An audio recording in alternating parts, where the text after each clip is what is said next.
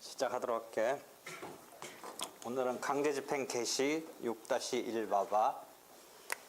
우리가 집행 권한을 가지고 집행문을 부여받아서 이게 이제 집행정본이라고 하지. 이걸 가지고 이제 집행을 신청해서 이제 집행이 개시돼야 되는데, 지금 집행문 부여받을 때 체킹돼서 통과해야 되는 요건도 있고, 집행 개시 시에 통과해야 되는 요건도 있고, 뭐 그런 것들을 배우고 있는 거야 지금. 그래서 이 강제 집행의 요건을 가지고 이제 집행을 신청하는 거지. 이제 그 장면을 보려고 하는 거야. 강제 집행 개시 또는 개시의 시점은 딱 잡아 말하기는 어렵고, 집행의 신청 또는 그 수리를 의미하기도 하는데, 일반적으로 강제 집행의 실시로서 현실의 강제 집행 집행을 개시하는 것, 그래서 집행 처분을 착수하는 것, 뭐 이런 것을 말한다. 그런 정도 시점이다. 강제 집행 개시의 요건 6-2에 보면 처분권주의, 우리 민사소송의 처분권주의처럼 이제 신청을 하는 거지. 그래서 그 120년 박스는 또 한 번 나오는 거네. 우리가 기한, 조건 뭐 이런 거 집행문 부여 때 조금 이야기했는데, 불확정 기한은 집행문 부여 시에 체킹하지. 근데 확정 기한은 날짜 달력을 보고서 요때 됐는지 안 됐는지 따져주면 되는 거다라는 거지. 그런 것 등 앞에서 했던 것도 조금 얘기를 하고 있네. 예컨대 반대급부를 제공해야 되는 게 선이행이면 먼저 제공해야 되니까 이 시점에서 제공된 게 체킹되지. 근데 동시이행이면 여기서만 체킹하면 되지. 여기서는 나 들어가는 찰나에 제공하면 되는 거지. 자기가 할 일 하면 되는 거지. 근데 선이행은 이 단계에서 먼저 이행해야 되니까, 집행 개시 단계가 아니라 집행문 부여 단계에서 자기가 반대급부를 선이행해야 한다면 여기서 선이행한 것을 나타내서 부여받아야 되지. 조건성취 집행문 부여 시에 그런 게 체킹되지. 그러니까 선이행, 동시이행 이런 거죠. 집행 당사자를 표시해서 집행권한을 송달한다. 판결 같은 거는 그 판결 절차 마지막에 판결을 선고하고 송달하니까 또 송달할 필요는 없다. 뭐 그런 얘기가 나와. 그 다음에 102면에 보면 가압류 가처분 명령의 경우에는 한 7, 8째 줄 보면 신속 간이 실시를 위해서 집행권한의 송달이 필요하지 않다.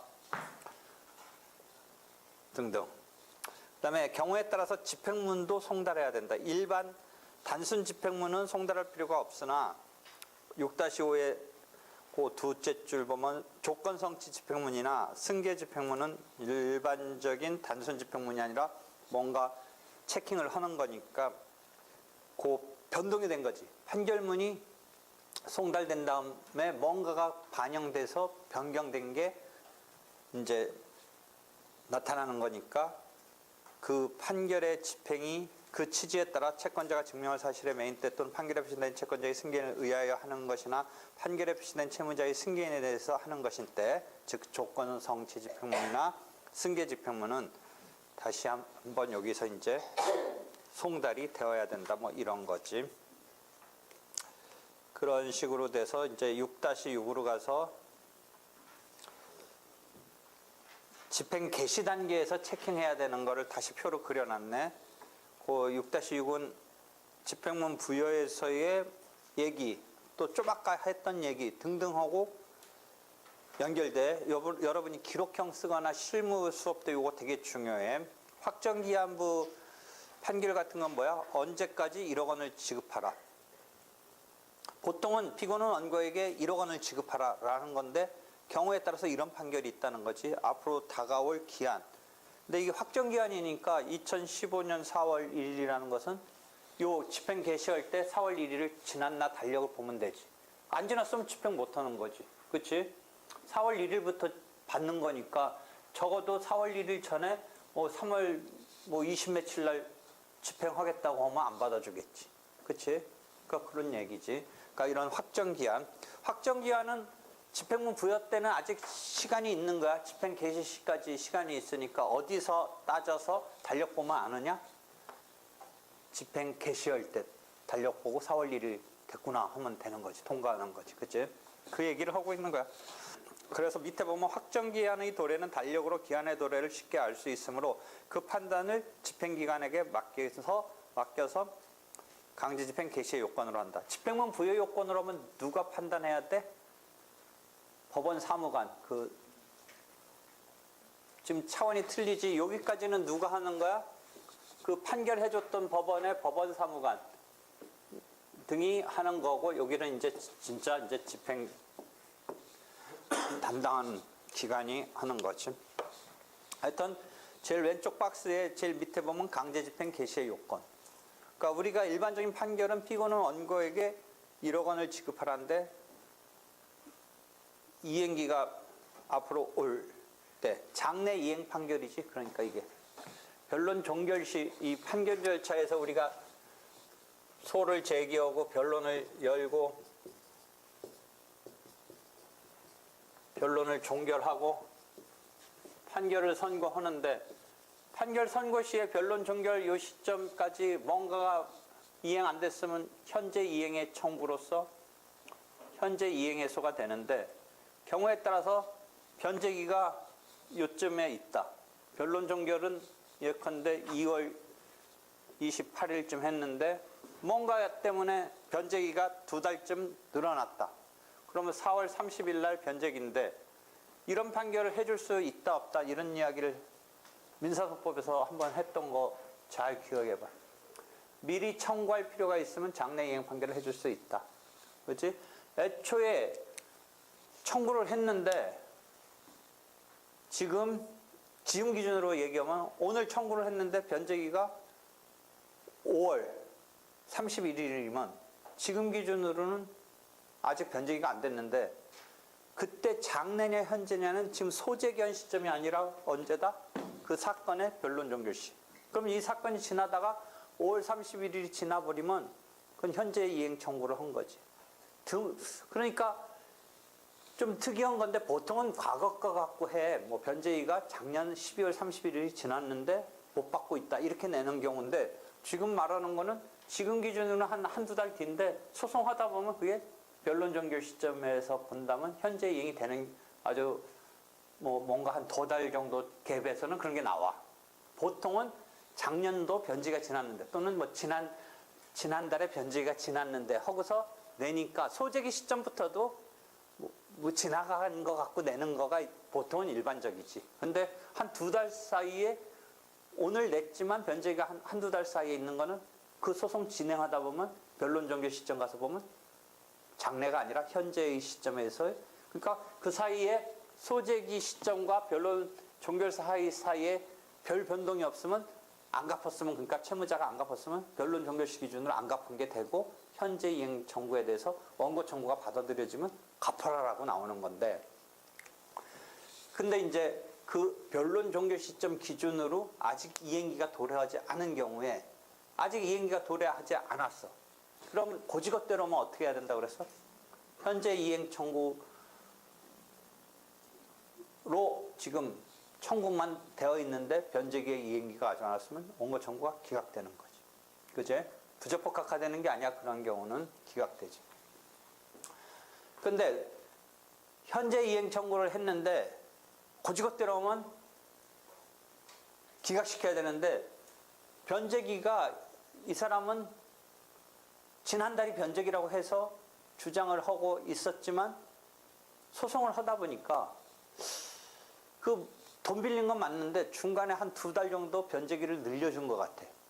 그래서 한 2달 정도 변제기가 뒤로 가도 되는데, 싸움의 내용에 보니까 지금 치열하게 공방을 한 걸 그대로 2달 뒤에 가서도 결국은 변제기만 뺀다면 그 싸움이 계속 있으면 지금 변제기를 2달 정도 늘려주고 갚아야 되는 게 그때 가서는 확실하다. 이미 승부 싸움을 한 걸 전제로 해서 미리 청구할 필요가 있다라고 해서 내려주느냐. 뭐 이런 것에서 경우에 따라서는 현재 이행의 소송으로 냈는데 현재 이행 청구를 했는데 장래 이행 판결을 내려줄 수 있느냐. 뭐 이런 것들과 관련해서 지금 이런 부분 얘기를 계속 했었어. 251조에 맞나? 251조 민사소송법 미리 청구할 필요가 있을 때 장래 이행의 판결을 해줄 수 있다. 맞아? 민사소송법. 그거 둘러싸고 민사법에서 어디서 얘기했다고? 지금 내가 다 얘기했는데 어디서 다룬 거야? 지금 이런 게 현재 이행 청구를 했는데 경우에 따라서 장래 이행 판결을 해줄 수 있느냐. 처분권주의에서 했지. 그치? 장래 이행 판결로 확정 기한이 걸려 있는 거지. 그치? 그래서 그 얘기했어. 이게 불확정 기한에 걸려 있으면 불확정 기한은 어디서 체킹해야 돼? 집행문 부여 단계에서. 집행문 부여 단계에서 체킹하라는 거지. 조건 성취 집행문 부여에서 그 체킹 내잖아. 그지? 그것까지 됐지. 불확정 기한이라고 가운데 있네. 그 다음에 조건은 거꾸로 정지 조건이 문제가 돼. 해제 조건은 잘 생각해봐. 해제 조건이 성취되면 그 권리가 없어지니까. 정지 조건은 이 권리가 인정받으려면 그 조건이 성취돼야 되잖아. 그건 어디서 체킹한다? 불확정 기한하고 정지 조건부는 지금 집행문 부여, 우리 거기서 체킹해야 된다고 얘기했지. 집행문 부여. 그래서 불확정 기한인 건 뭐야? 소의 갑이 사망한 때? 사망하는 거는 평생 사망하는 거가 한 번쯤 있지. 민법 총칙 기억나? 조건 기한 배운 거? 사망한 때, 그럼 사망한 지 시점을 어디서 체킹해야 돼? 집행문 부여 단계에서 체킹해야지. 집행하려면. 그치? 사망한 때 돈 줘야 되니까.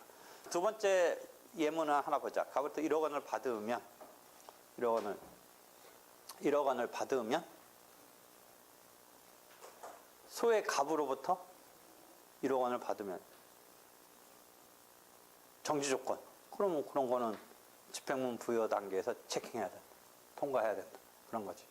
그 다음에 상환 반대급부해야 되는 게 동시이행이냐 상환이행이냐 선이행이냐. 선이행은 어디서 체킹하려야 된다고 그랬지? 집행문 부여 단계에서. 그치? 근데 상환은 받음과 동시에. 받음과 동시에는 상환이야? 동시이행이야? 선이행은 언제 나오냐면 저당권 말소를 하는데 그 저당권 걸린 채무에 대해서 조금 채무가 남아 있어. 그런데 말소를 요청하는 소송에서 남아 있는 채권 채무 관계를 해소하고, 그러니까 저당권 설정했는데 저당권자 입장에서 보면 지금 설정해놨는데 그 채무자 입장에서 보면 이제 저당권이 자기 재산에 걸려 있는데 자기가 빚을 다 갚았어. 그래서 다 갚았는데 저당권을 저쪽서 말소를 안 해줘. 그럼 채무자 입장에서 이제 저당권 말소해달라고 하는데 조금 채무가 남았다라는 상황. 그것도 처분권자에서 조금 나와. 민사소법. 자기는 채무가 다 변제됐다고 해서 그냥 말소해달라고 했는데 잘 따져보니까 조금 남아있어. 채무가. 왕창 다 남아있으면 또 상황이 틀리지만 조금밖에 안 남아있어. 그러면 경우에 따라서 어떻게 나오냐면 1,000만 원 정도 남았다고 쳐봐. 그러면 어떻게 돼? 말소 원래는 채무가 완전히 소멸되지 않으면 말소 아직 할 수가 없는 거니까 그것도 똑같은 논리로 그럼 기각시킬 거냐. 근데 기각시키지 않고 어떻게 나간다? 1,000만 원 내주고 1,000만 원 남아있는 것 같으니까 그거 주고 말소 받을래라는 판결이 나갈 수 있다는 거지. 그치? 그때 저당권에 있어서는 먼저 이 사람이 나머지 잔액의 1,000만 원이면 1,000만 원을 변제하고 말소 등기하라. 이렇게 나가. 만약 그게 된다면, 그런 판결이 나간다면. 그때 1,000만 원 지급하고 마저 0으로 되는 완벽한 소멸을 1,000만 원 남았으니까 주고 이런 식으로 나가는 그게 선이행 부분이야. 그러니까 그런 선이행 부분은 집행문 부여 단계에서 한다 라는 것이지. 그래서 설명 보면 상한적 급부를 조건처럼 보아 집행문 부여의 요건으로 하면 선이행하도록 하는 결과가 되니까 그렇지. 근데 여기서 시험 문제 뭐가 나오냐면 반대 의무 있는 의사의 진술을 명하는 판결은 예외다. 우리가 이전 등기 뭐냐면 의사의 진술을 명하는 판결이라는 것은 이전 등기하라 이런 거야. 저번 때 조금 한번 설명했어. 등기는 공동으로 신청해야 되는데 상대방이 뭔가 때문에 지금 나랑 싸우고 있어. 내가 등기를 받아야 되는데. 근데 상대방이 정상적이라면 같이 가서 해줘야 되고, 물론 이제 같이라는 의미는, 공동신청이라는 의미는 중간에 대리를 이렇게 한다는 개념도 있긴 하고, 법무사가 뭐 대리한다 이런 게 있지만 하여튼 두 사람이 이렇게 해줘야 된다는 의미에서 공동인데 한쪽이 버티고 있어. 그러면 이 판결을 통해서 이기면 그게 상대방 의사로 의제가 돼. 등기에 이렇게 공동으로 신청할 등기 의무자라든지에 해당하는 요 역할을 이 판결문이 해주는 거야. 그런데 그것은 예를 들어 이전 등기 청구 소송 같은 걸 냈는데 얘도 잔금을 안 치른 거야. 이쪽에 받을 사람도. 그러면 5천만 원 지급하고 이전 등기 받아라. 이렇게 되잖아. 그러면 지금 상환이행 판결로 논리를 한다면 이게 집행 개시의 요건 같지.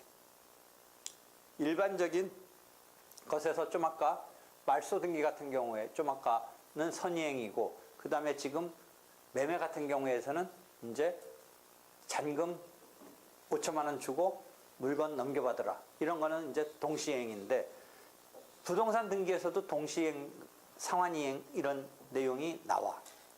5천만 원 주고 이전 등기 받으라. 그러면 5천만 원 주고 이전 등기 받으라 할 때, 이전 등기 받으려고 하면 5천만 원을 일반적인 상환이행 판결이면 언제 5천만 원 지급한 거가 확인되고 하면 돼. 집행 개시의 요건이잖아. 그런데 그럼 시험 문제 왜 나오는 거야? 아니기 때문에. 이전 등기 소송의 경우만은. 그래서 어디가 있냐면 거기서 잠깐 나와. 반대 의무인이 있는 의사의 진술을 명하는 판결은 예외로서 집행 개시의 요건이 아니고 집행문 부여의 요건인데 107면 중단부 봐봐. 106면이 그 왼쪽에 6-9 보면 반대 의무의 이행 또는 이행의 제공이 선이행의 경우라면 집행문 부여의 요건인데 여기서는 상환이행에서는 집행 개시의 요건이다라고 하면서 107면에 그 중간 부분 보면 박스 밑에 보면 집행문 부여의 요건을 하고 있다. 자세히는 앞 집행문 부분에서 설명했다는 거야. 5-24 75면에 밑에서 5째 줄부터 나와. 거기가 다시 돼. 요거 시험 문제 기록형 사례형에서 나와. 그 바로 75면에 박스 빼고 본문 셋째 줄 보면 반대 의무의 이행 등과 관련해서 집행 개시 요건으로 하지 않고 이 상환 이행의 경우에 집행문 부여 요건으로 하는 경우가 있다는 것을 주의해야 한다라고 하면서 지금 등기 이전 의사의 진술을 명하는 요 케이스가 그런 거야. 다시 한번 또 여기 나오는 거지. 그 다음에 하나 또 시험 문제 잘 나오는 거는 그 밑에 107면의 밑에 임차인의 보증금 반환 청구권 집행에 있어서 임차인이 이제 임대차가 끝났으니까 자기는 주인한테 물건 주고 보증금 받아야 될 거 아니야. 그게 동시이행이거든. 그러니까 임대차가 끝나서 이제 자기는 집에서 나와야 되고 집 줘야 되고 이제 사용기간 끝났으니까 그 다음에 보증금을 받아야 될 거 아니야. 그럼 이게 상한 이행이니까 언제 체킹해야 될 것 같아? 응? 강제집행 개시의 요건으로 체킹해야 될 것 같잖아. 그런데 집행 개시의 요건으로 하고 있지 않으므로 건물 인도가 필요하지 않다 이런 말을 하고 있어. 그러니까 임차인의 입장에서는 지금 임대차에서 기간이 끝났어도 뭔가 살고 있고 뭐 이런 것 때문에 배려한 것 같아. 건물 인도하고서 보증금을 받으려면 채무자 입장에서 임차인 입장에서는 어떻게 돼? 끝났으니까 자기가 채권자 입장에서는 보증금 주고 건물 넘겨받아야 되고 임차인 입장에서는 끝났으니까 자기가 건물을 이제 쓰던 거 주고 보증금 찾아가야 되는데 이 임차인 입장에서 집행 개시의 요건으로 오면 그때 줘야 되는데 안 줘도 된다 이렇게 되어 있다는 거야 법에. 어? 되겠지? 5-7 뭐 6-7 뭐 계속 그런 이야기네. 대충 포인트 뭐 물어보는지 알겠지? 시험에서 뭐 물어보는지 그런 거 물어봐. 6-7, 6-8, 6-9 쭉 되고 그런 식으로 해서 집행 개시에 있어서 집행 개시 요건을 우리가 어떤 집행문 부여에 있어서 집행문 부여 요건과 비교해서 다시 한번 쭉 살펴봤어.